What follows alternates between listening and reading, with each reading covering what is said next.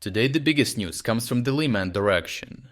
Here, Ukrainian air drone and heavy tube artillery are systematically cutting crossings and destroying reserves before they can mass. Now those interdictions are causing Russian logistics to collapse, as bridging efforts stall under repeated strikes, supply columns fragment, and armored groups lose the sustainment and momentum they would need to close on Leman. Russian commanders appear to be preparing a classic combined assault, hoping to rush into the outskirts of the town, establish a foothold, and allow infiltration groups to spread behind Ukrainian lines. To accomplish this, large armored formations are already moving into staging areas. Russian engineer detachments work tirelessly to build pontoon crossings over the Zherebets River, and supplies are readied for the urban battle to begin. Unfortunately for the Russians, Ukrainians spotted this sudden large-scale activity already from the start, and are working to put a deliberate stop to the Russian master plan. Geolocated footage shows an airstrike recently striking a crossing that engineers were preparing over the Zherebets River near Balka-Zhuravka. Additional footage shows Ukrainian airstrikes continuing to destroy Russian bridging efforts, each strike using 2 bombs to double the damage and ensure successful strikes, setting back Russian preparation days, if not weeks, till new equipment can arrive.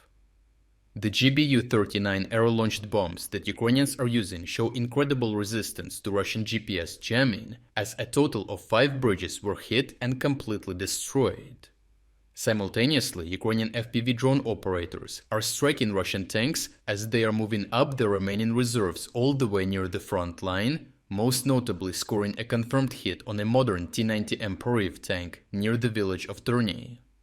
Unfortunately for the Russians, Ukrainian reinforcements have strengthened their position, as a new tube artillery brigade recently augmented the 3rd Army Corps. The 52nd Separate Artillery Brigade, created and publicized through volunteer fundraising and unit announcements, has been added. Notably, this unit sports domestically produced Bodana self-propelled artillery systems, alongside other 152, 155mm tube artillery.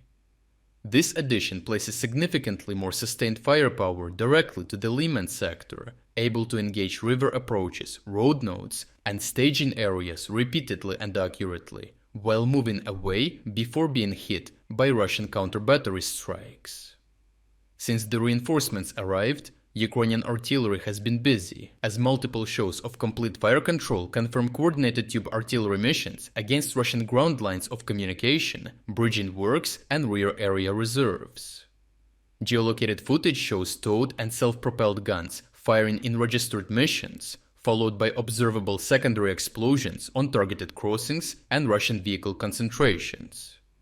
The combined effect is immediate, as even Russian engineers cannot construct crossings under sustained Ukrainian artillery fire, and Russian reserve armor is eliminated or dispersed before it can mass.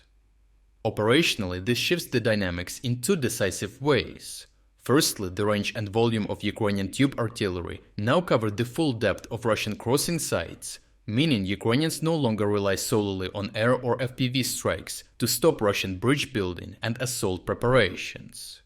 Secondly, the detection to engagement chain has drastically shortened, as Ukrainian reconnaissance drones spot crossing works or vehicle concentrations several kilometers back, and the new plentiful artillery crews deliver devastating fire while follow-up drones or artillery strikes exploit the damage and finish off what remains. The result is that the large armored thrust planned by the Russians to reach Leman is being disassembled in stages before they can even consider launching the attack.